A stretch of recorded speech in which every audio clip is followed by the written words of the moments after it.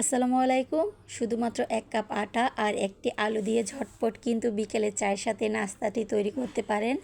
আর নাস্তাটি খেতে এতটা দুর্দান্ত, এতটা মুচমুচে হয়, না বানালে বিশ্বাস করতে পারবেন না। আশা করি আপনাদের খুবই ভালো লাগবে। এই নাস্তাটি তৈরি করার জন্য প্রথমেই আমি একটি বাটিতে নিয়ে নিচ্ছি ১ কাপ আটা। আপনি চাইলে ময়দাটাও নিতে পারেন। দিয়ে দেব হাফ চা চামচ কালো জিরে, স্বাদ মতো দিয়ে দিচ্ছি লবণ, ২ টেবিল চামচ পরিমাণ দিয়ে দিচ্ছি রান্নার তেল। এখন খুব ভালো করে আমি আটাটাকে ময়াম করে নেব। আর আটাটাকে খুব ভালো করে কিন্তু ময়াম করে নিতে হবে, এতে করে নাস্তাগুলো খেতে বেশি ভালো লাগবে। এখন অল্প অল্প পানি দিয়ে আমি একটা ডো তৈরি করে নেব। পানিটা একেবারে দেওয়া যাবে না, অল্প অল্প পানি দিয়ে ডোটা তৈরি করতে হবে। এখন এই ডোটাকে আমি 10 মিনিট রেস্টে রেখে দেব।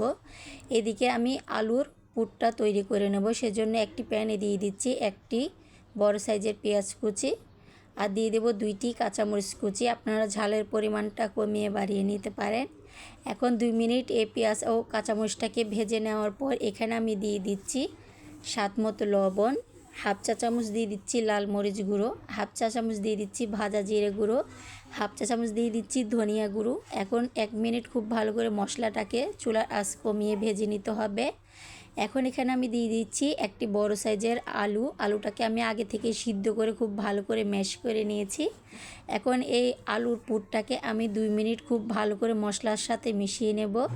মিশিয়ে নেওয়া হয়ে গেলে এখন দিয়ে দিচ্ছি 1 মুঠো ধনেপাতা কুচি দিয়ে মিশিয়ে এটাকে আমি নামিয়ে ঠান্ডা করে নেব। এদিকে ডোটা আমার অনেকটা সফট হয়ে গেছে। এখন 1 মিনিট ভালো করে মতে এখান থেকে আমি ছোট আকারের লেচি কেটে নেব।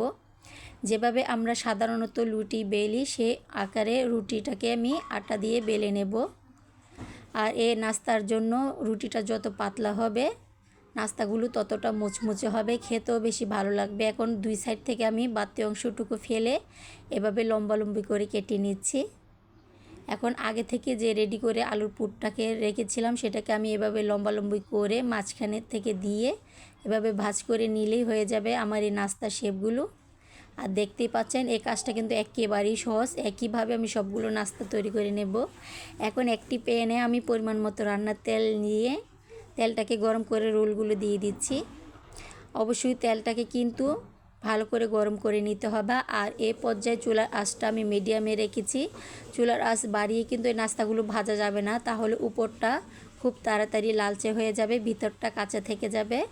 এপিট ওপিট 2 পিঠই আমি খুব ভালো করে লালচে কালার করে ভেজে নিয়েছি। সেমভাবে আমি সবগুলো নাস্তা এভাবে ভেজে তুলে নেব। ঝটপট কিন্তু বিকেলে চায়ের সাথে যদি কোনো নাস্তা রেখে খেতে চান অবশ্যই এই নাস্তাটি একবার তৈরি করে দেখতে পারেন। খেতে যেমন দুর্দান্ত আর দেখতেও অনেকটা সুন্দর ও ক্রিস্পি। আশা করি সবারই খুবই ভালো লাগবে। আল্লাহ হাফেজ।